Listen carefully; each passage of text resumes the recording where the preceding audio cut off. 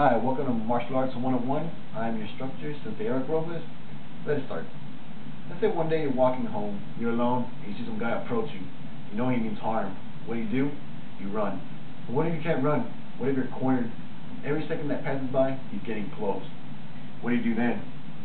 You attack. You want to hurt him hard enough to make you either back off or gives you enough time to take off running. But what if you've never thrown a punch or a kick before? Well, let me tell you this. Your body is a human weapon.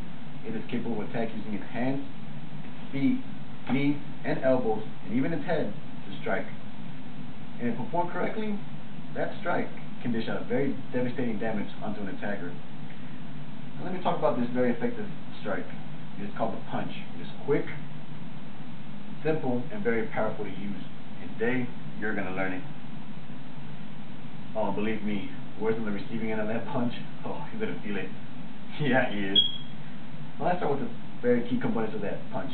The stance, key body movements as you throw the punch, and speed are all key components.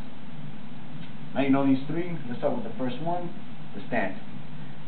Now the stance is the basics of the punch. Without it, you can't generate enough power to make it effective. Now what makes a good stance? What makes a bad stance, actually? Standing face forward, your hands down, your legs are too wide. Explain each one. Your face forward, you're open to attack. Your hands are down, you're going to get popped in the face. And if your legs are too wide apart, you can't really move. And if you're too close, you're going to lose balance. Now what makes a good stance? Basically, you're at a 45-degree angle, your legs are shoulder width apart, your legs are up, your hands are up, and your knees are slightly bent. One more time, 45-degree angle, legs shoulder width apart, hands up, and knees bent. Now you have this good solid stance. Let's move on to the next component, key body movements. Sure, you know, what's the difference between a regular punch and an effective punch? Now, an effective punch has power backing it up. It has your weight backing it up. A regular punch, you're just throwing it. Sure, you can throw these.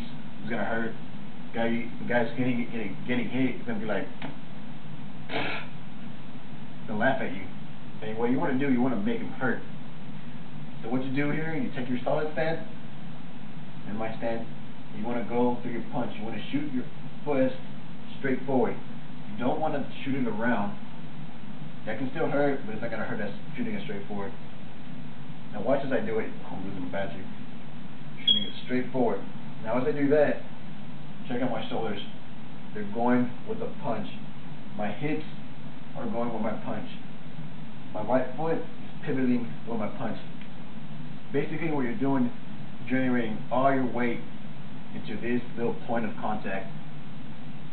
And bam! With that all the body movements, yeah, you can throw a punch. But it's better if you shoot it out like that. Now that you got that, let us put in the factor of speed into that punch. Now my sensei rolls around and told me this. Speed plus technique equals power. And believe me, it does. Not only does it generate enough power, but if your opponent has a hard time trying to, see your punch, or it's still going to hit him, he's going to have a hard chance to block it. And if he does block it, it's still going to hurt.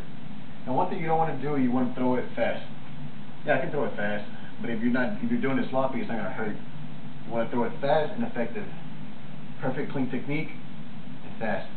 It generates power. Now, another thing you want to do is see through your punch. You don't want to stop at the guy's face. You want to see past his face. It's a martial arts mentality. It's basically, see the board, you don't see the board, you see through the board. And that's how you break a board.